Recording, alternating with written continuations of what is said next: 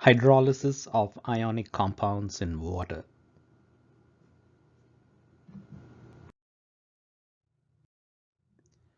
What is hydrolysis? When neutral ionic compounds are dissolved in water, some of these ions do tend to change the pH of the solution. In some cases, the pH decreases, and in some cases, the pH increases. They are called acidic hydrolysis and basic hydrolysis. Here is a question for you. Will adding the following ionic compounds to water change the pH of water? The salts that are given to you are sodium chloride, ammonium chloride, sodium acetate, and ammonium acetate. Hydrolysis of ionic compounds in water.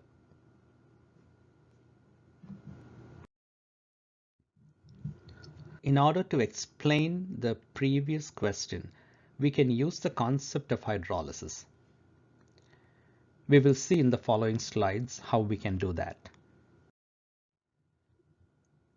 What ions cause hydrolysis? That is something that we got to determine first before we proceed into explaining the process of hydrolysis. We have already seen that strong conjugate bases and strong conjugate acids cause the pH of aqueous solutions to change. And this is caused due to hydrolysis. These ions can come from ionic compounds or salts of weak acids and weak bases. So this is what you need to recall. If there is a neutralization reaction between a weak acid and a weak base, the salt formed would contain cations and anions, which are strong conjugate acids and strong conjugate bases. Hereafter, when I use the word salt, I imply that there is a neutralization reaction between an acid and a base. And again, we did discuss strong acids and weak acids, strong bases and weak bases. In order to relate to hydrolysis, we will need to identify the weak acids and weak bases. Strong conjugate bases. The conjugate bases of weak acids are called strong conjugate bases. Strong conjugate bases undergo hydrolysis. Here is an example. Acetic acid HC2H3O2 plus water reversibly giving you hydronium ion and acetate ions. Acetic acid is a weak acid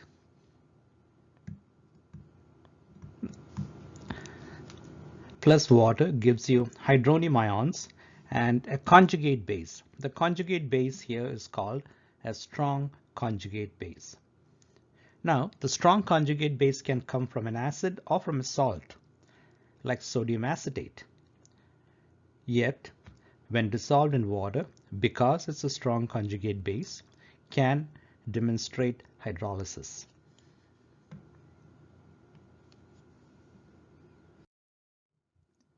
Strong conjugate acids. The conjugate acids of weak bases are called strong conjugate bases.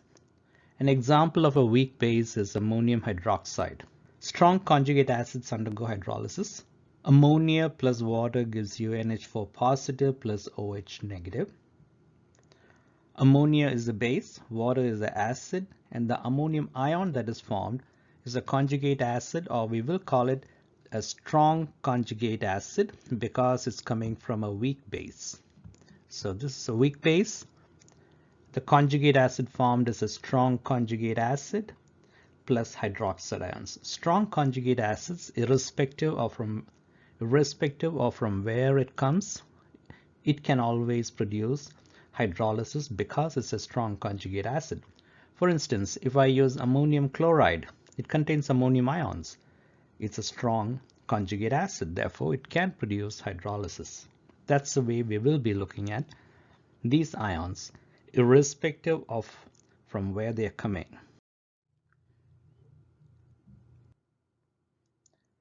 There are many ionic salts that make the aqueous solution acidic or basic. The reaction of ionic salts with water is in general called hydrolysis of salts. Hydrolysis can be explained using Bronsted-Lowry theory. If the conjugate acid or base is strong, then they will undergo hydrolysis. Weak acids and weak bases produce strong conjugate bases and acids. Illustration of hydrolysis.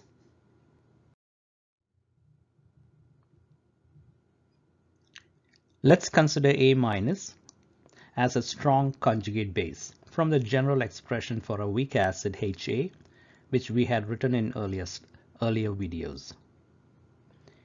A-, which is a strong conjugate base, can interact with water to produce undissociated acid and hydroxide ions. This is the interaction of water with the strong conjugate base. The dissociation constant for the hydrolysis in this case is Kb, as one of the products is a base. Since the product is a base, is a hydroxide ion, the pH naturally will go up. So we want to quantify it. When you write the equilibrium constant expression for the equation that we have seen here, you will find that there is OH- ions, and whenever the OH- ions are present, we write an equilibrium expression representing the Kb. Since the hydroxide ions have gone up, the pH will go up.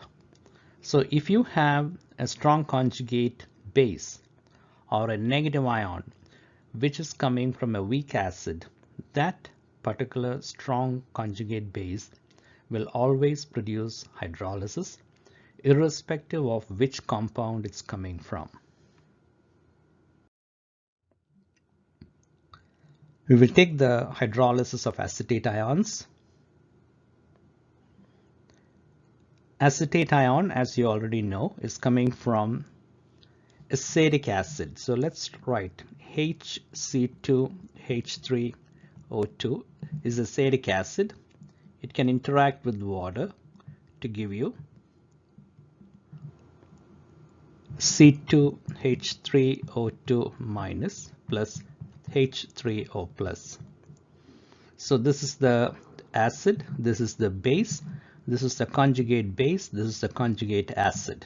And this conjugate base is also called a strong conjugate base because this acid is a weak acid.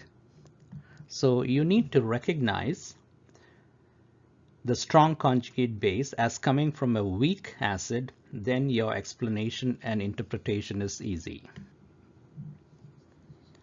C2H3O2 negative plus H2O gives you undissociated acetic acid plus OH minus ions, which means we are increasing the hydroxide ion concentration.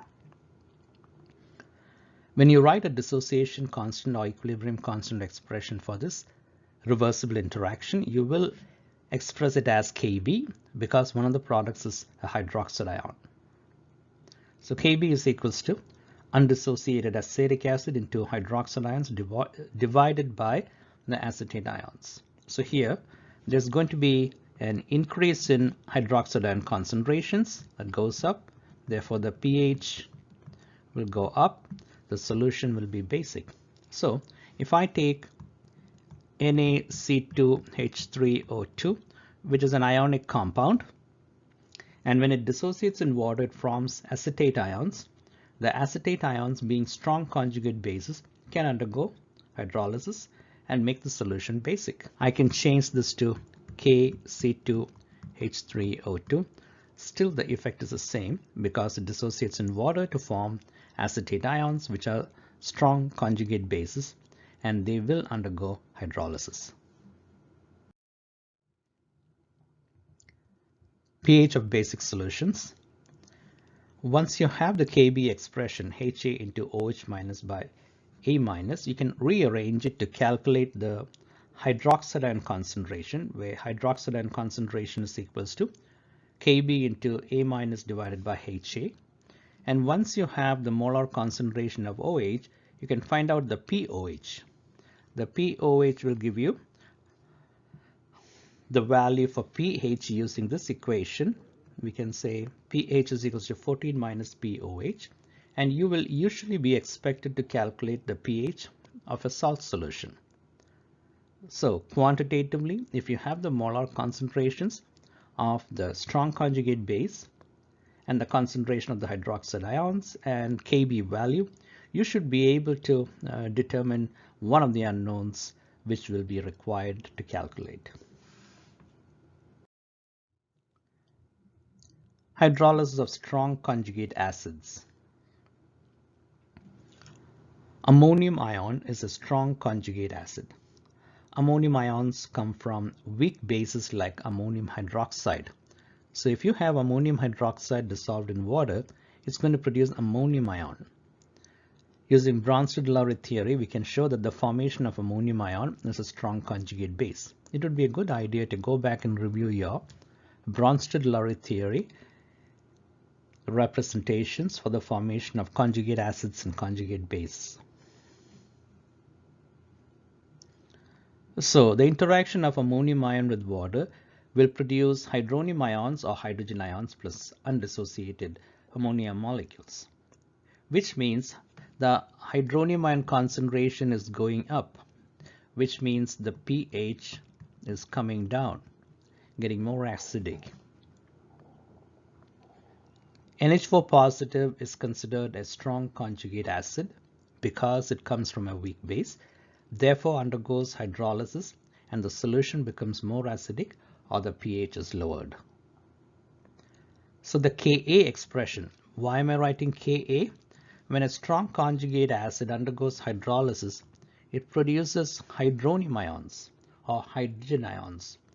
This increases the hydrogen ion concentration or lowers the pH.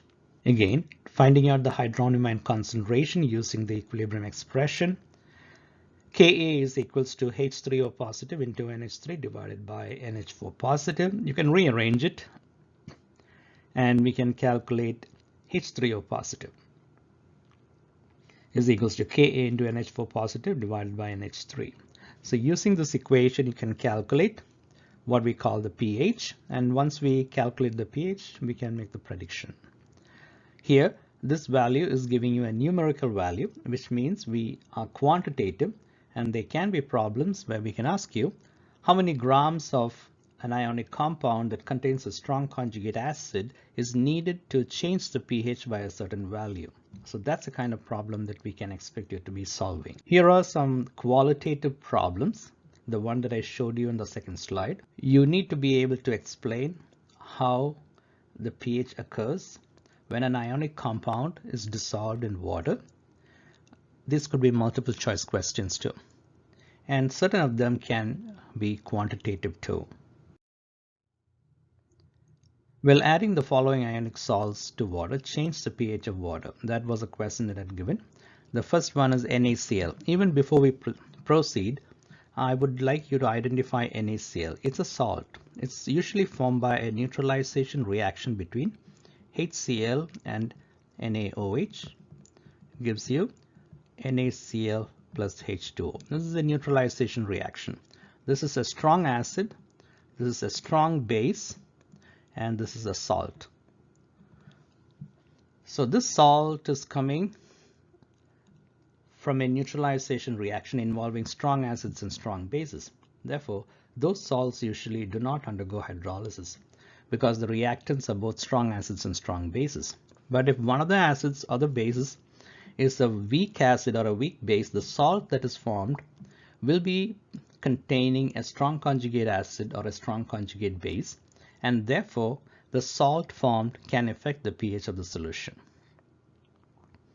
Interestingly, there is no neutralization reaction given here, but you are given an ionic compound like sodium chloride, and we are merely adding sodium chloride to water. So the question is, does it change the pH? So in order to answer that, all you need to recall is NaCl is a salt of a strong acid, and therefore it will not undergo hydrolysis. But right now you will have to state the fact that Chloride ions are weak conjugate bases and sodium ions are weak conjugate acids. Therefore, it will not undergo hydrolysis. NH4Cl. Now, if you want to prepare NH4Cl by a neutralization reaction, the reagents required are the Cl will come from HCl, the NH4 will come from NH4OH, will give you NH4Cl plus H2O. So here you have a strong acid reacting with a weak base, giving you a compound that contains ammonium ions, and the ammonium ion is coming from a weak base. Therefore, the positive ion will be a strong conjugate acid, and strong conjugate acids, when dissolved in water, will undergo hydrolysis and will have a change in the value of pH. The third compound is sodium acetate, which means the acid that we are going to use is vinegar, or it would be acetic acid, HC2H3O2 plus sodium is required, so we're going to use NaOH. That's going to give you NaC2H3O2 plus H2O. So now you have a salt. This has come from a weak acid and a strong base. Weak acids undergo hydrolysis. Weak acids, when it dissociates in water, forms strong conjugate base, and the strong conjugate base is an acetate ion, and so the acetate ion here is the strong conjugate base. It will definitely have an impact on the pH of the solution because strong conjugate base is hydrolyzed to give you hydroxide ions. The solution will tend to turn basic. And the last one, ammonium acetate. We have already seen ammonium comes from a weak base and acetate comes from a weak acid. So both ammonium and acetate, they are strong conjugate acids and strong conjugate bases. Therefore, they will both undergo hydrolysis, and let's see how we can make the prediction. NaCl in water. NaCl is a salt of a strong acid HCl and a strong base NaOH, neutralization. So I will not be writing those neutralization reactions here. I'm merely referring to the reactants that would have caused the formation of the salt here. So HCl is a strong acid from which it has actually formed the NaCl, but HCl is a strong acid dissolved in water, forms hydronium ions and Cl minus, which is a weak conjugate base. So now we have sodium chloride that produces chloride ions, which also produces a weak conjugate base, and we know that weak conjugate bases do not undergo hydrolysis.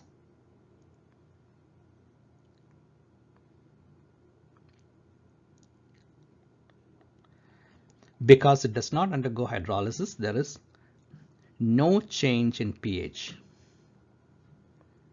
Na comes from a strong base. Na is a weak conjugate acid, hence no hydrolysis. Therefore, for sodium chloride, both sodium ions and chloride ions are incapable of hydrolysis. Therefore, there will be no change in pH. Ammonium chloride in water. Ammonium chloride is a salt of a strong acid like HCl and a weak base like ammonium hydroxide. So the Cl will be a weak conjugate base and will not undergo hydrolysis. On the other hand, the ammonium ions that are coming from ammonium hydroxide, which is a weak base, is capable of hydrolysis because it's a strong conjugate acid. So the ammonium ions can interact with water to form hydronium ions. So hydronium ions go up, the pH goes down. Therefore, it can affect the pH of water. Ammonium ions are strong conjugate acids, and therefore it will undergo hydrolysis. Cl minus is a weak conjugate base, so Cl minus does not undergo hydrolysis. NH4 positive is a strong conjugate acid, therefore undergoes hydrolysis and causes the pH to go down, makes the solution more acidic. So if you put ammonium chloride in water, the pH will go down. Sodium acetate in water. Sodium acetate is a salt of a weak acid like acetic acid. This is a weak acid. And a strong base. Sodium hydroxide is a strong base. So sodium does not undergo hydrolysis. Acetate does undergo hydrolysis because acetate ions are strong conjugate bases. The strong conjugate base reacting with water, that's what we refer to as hydrolysis, forming undissociated Hc2H3O2 and OH- ions. C2H3O2 negative is a strong conjugate base, so it undergoes hydrolysis. Sodium ions are weak conjugate acids. Therefore does not undergo hydrolysis. The solution becomes more basic because of the hydrolysis of acetate ions. So the solution will be having an increase in pH. Ammonium acetate in water. Ammonium acetate is a salt of a weak acid like acetic acid and a weak base like ammonium hydroxide. Therefore, both ammonium ions and acetate ions, they are strong conjugate acids and strong conjugate bases. Both can cause hydrolysis and increase the hydrogen ion concentration as well as the hydroxide ion concentration. The acetate ions undergoing hydrolysis produces hydroxide ions. The ammonium ions undergoing hydrolysis produce hydrogen ions. Therefore, there is an increase in hydroxide ions and increase in hydrogen ions. Therefore, both changes are happening at the same time. So in theory, the acetate ions should cause an increase in pH and the ammonium ions should cause a decrease in pH. So will the solution become acidic or basic? What determines this aspect? We will look at what would happen to ammonium acetate in water when both the cation and the anion are strong conjugate acids and strong conjugate bases. pH changes is caused by hydrolysis of both the strong conjugate acid and the strong conjugate base. So in such cases, when both the cation and the anion undergoes hydrolysis, the pH of the solution depends on the Ka value of the strong conjugate acid and the Kb value of the strong conjugate base. If Ka is greater than Kb, then the solution would be acidic. If Kb is greater than Ka, the solution would be basic. So the question is, what will the pH of ammonium acetate solution be? I want you to figure it out by yourself. Take a moment, find out the Ka and Kb values for ammonium ions and acetate ions, and make your comparisons either using Ka or Kb or pKa or pKb values. That's how you can use hydrolysis to explain how the pH of a solution changes when an ionic compound is dissolved in water. That's it for now.